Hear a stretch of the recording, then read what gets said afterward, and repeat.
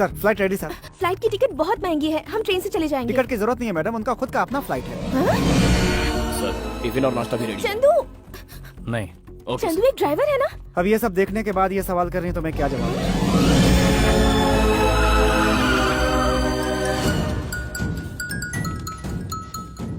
Boss वो सब आ गए हैं। नारायण सर 15 मिनट के अंदर मुझे ये स्टेशन चाहिए। इतनी जल्दी ये सब कैसे होगा सर? इतने छोटे रेलवे स्टेशन को खाली करवाने में क्या प्रॉब्लम है? पैसेंजर्स ऑल्टरनेट व्यवस्था करो। जिन्हें जल्दी जाना है उन्हें फ्लाइट का टिकट दो। जहाँ फ्लाइट नहीं जाती वहाँ गाड़ियाँ भेज दो। Okay sir. रेलवे मिनिस्टर को फोन करो, स्टेशन मास्टर को मनाओ, नहीं माना तो डराओ। समय पे काम नहीं आया तो इतना पैसा होने का क्या मतलब? अभी जो मीटिंग होने जा रही है वो बहुत इंपॉर्टेंट है Narayan. It's very important to me and I want the station at any cost. Mummy रुको, अपने रूम में नहीं है। उसका शादी का जोड़ा भी दिखाई नहीं दे रहा। इसका मतलब चंदू के साथ वो फरार हो गई है। ये तुझे कैसे पता? मेरे सामने चंदू को उसने आई लव यू बोला था। ये पहले क्यों नहीं बताया? जनरली सारी लड़कियां तो यही सोचती है ना कि लवर के साथ भाग जाएंगे और माँ बाप से दूर जाकर अपनी एक हैप्पी जिंदगी गुजारेंगे। तुम लोगों से कहा था कि उसे घर से बाहर निकाल देना, फिर कहाँ है वो अभी तक इस घर में?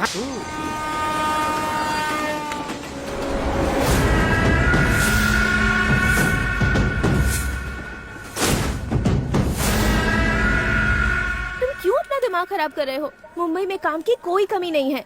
इंटीरियर डिजाइन से बनी हुई बिल्डिंग बहुत ज्यादा है।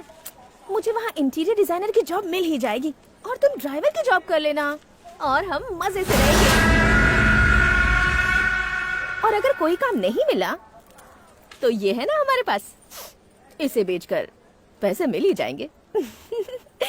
इसका पैसा खत्म होने से पहले हमारा बच्चा हो गया तो समझ लो हम उसकी फोटो मम्मी पापा को भेज देंगे और तब वो फोटो देखकर वो हमें बुला लेंगे।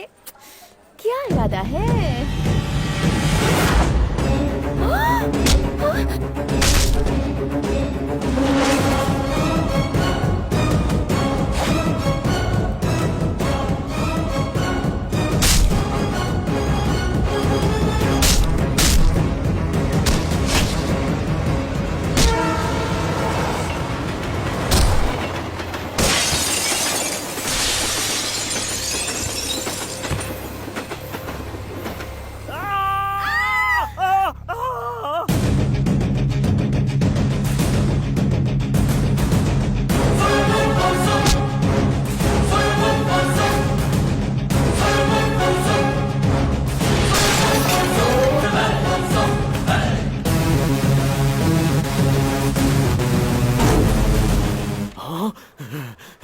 सर टिकट दे दो सर। मैं कहाँ से टिकट दूं तुझे?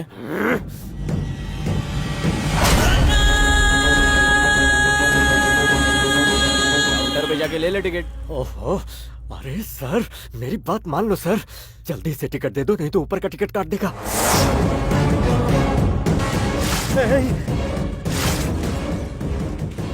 आपको इंग्लिश पढ़नी आती है? उसका एक एक पंच का पावर देख के हमको सारी की सारी भाषा याद आ गई। हे, तू अब चुप रह।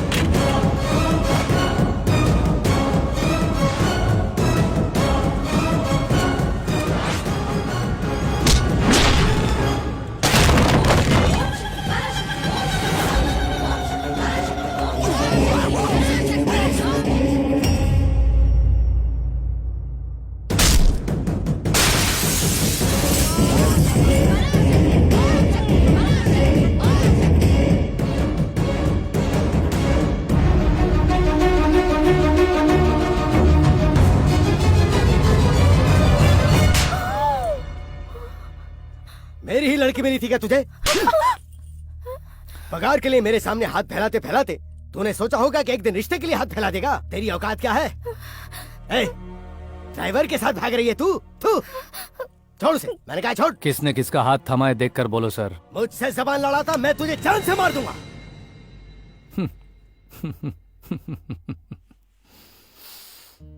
एक ऑर्डिनरी ड्राइवर से तू कैसे शादी कर रही है ये सवाल पूछा आपने अपनी बेटी से, तो एक करोड़पति को एक मामूली लॉयर से तू मेरी बेटी के साथ शादी करने की हैसियत रखता है ये पूछने का हक नहीं है।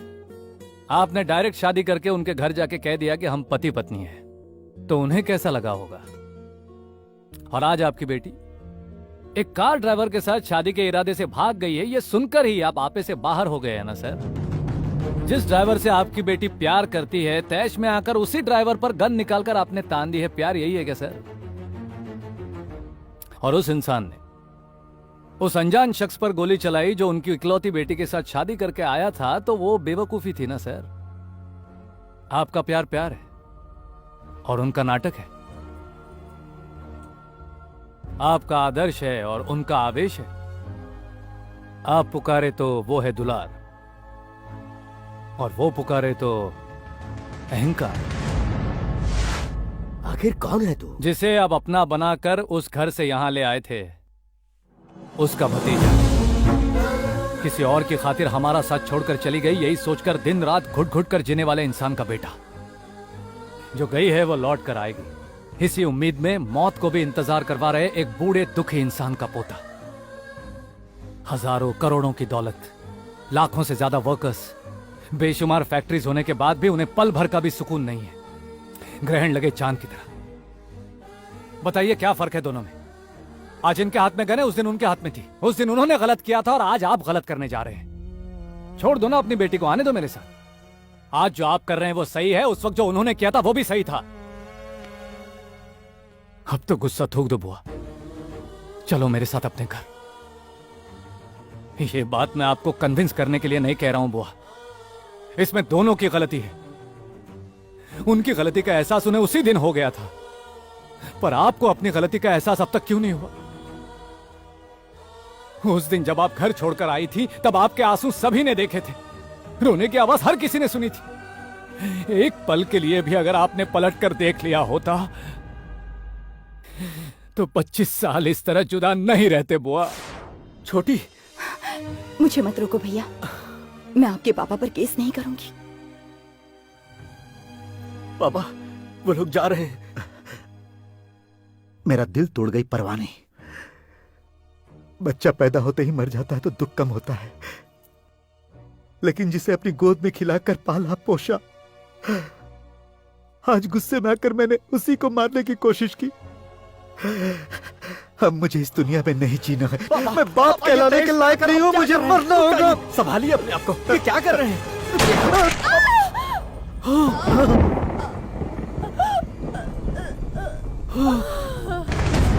नहीं, जानकी।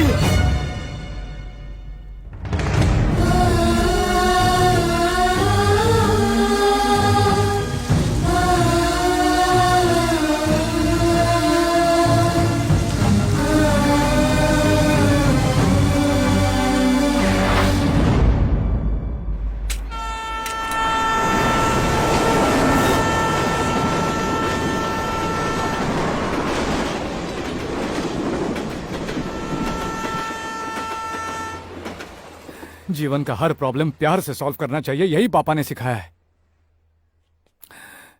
एक रास्ता प्यार का है और एक नफरत का। हम प्यार के रास्ते पर जीते आए हैं बुआ, और आप नफरत के रास्ते पर। एक बार हमारे रास्ते पर चलकर देखो बुआ। फूफा की बाह में गोली लगी, इसलिए आप घर छोड़कर हमेशा के लिए चलिए। मेरी मां की जान दादा के हाथों गई तो मैं उन्हें क्या कहूं?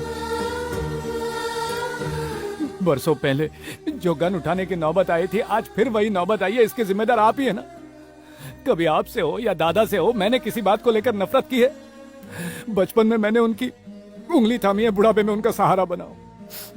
आज उनके लिए वहां से यहां आकर मैंने आपके पास ड्राइवर की नौकरी की, आपका दरवाजा खोलने की गुलामी करते हुए खड़ा रहा। किस लिए बुआ? एक बार उस घर में जाकर दरवाजा खटखटाइए, आपको खुला मिलेगा बुआ। फिर आप ऐसा क्यों कर रही हैं?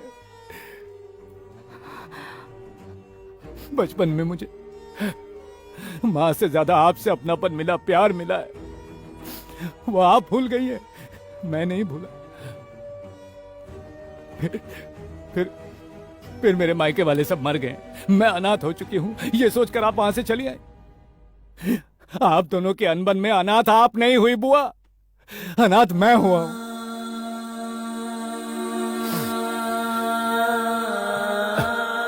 मां को आवाज देता हूं तो पापा आते हैं, बुआ को आवाज देता हूं तो दादा आते हैं। बचपन में जब मेरी माँ मुझे छोड़कर चली गई और उसके बाद जब आप भी चली गई तो आप पर मुझे बहुत ज्यादा गुस्सा आता था बुआ, बहुत ज्यादा गुस्सा आता था। आप मुझे छोड़कर चली गई, यही सोचकर अपने आप से लड़ने में ही मेरा पूरा बचपन चला गया बुआ।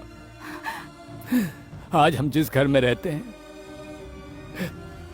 जो भी हमने पैसा कमाया है, जो भी हम खाना खाते हैं, हर एक चीज में आपका हिस्सा अब तक रखा हुआ है बुआ। हर चीज पर आपका हक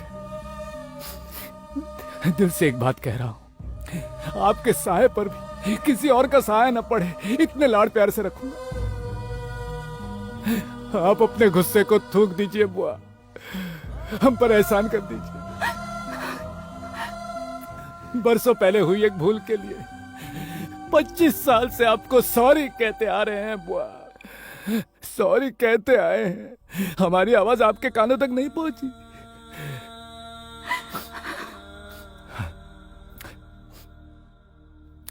या तो हमें माफ कर दीजिए या तो सजा दीजिए। एटलीस्ट मैं आपका अपना हूं ये मानिए तो सही। प्लीज मुझे अपना लो, अपना लो वो।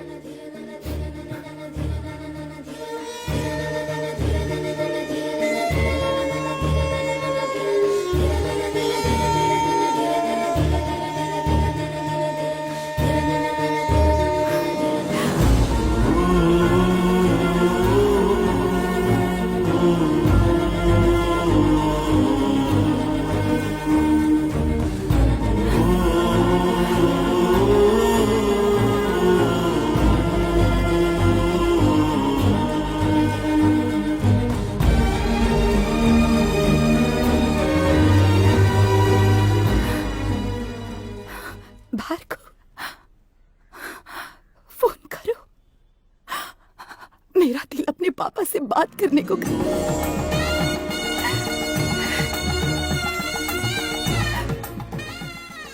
हर जगह सर उठा करके रखना कोई महानता नहीं होती। जहां सर झुकाने की जरूरत हो वहां झुकाना भी चाहिए।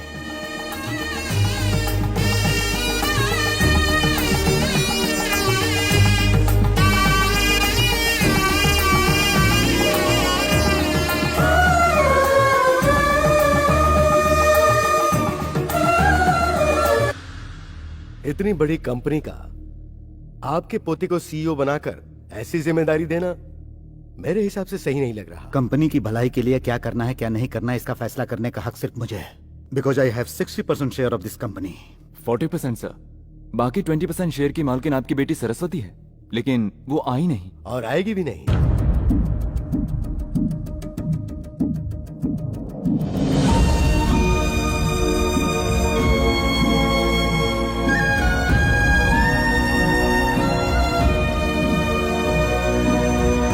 सरस्वती, मेरे कहने का मतलब ये है, मैं भार्गव को सीईओ की पोस्ट देना चाहती हूँ।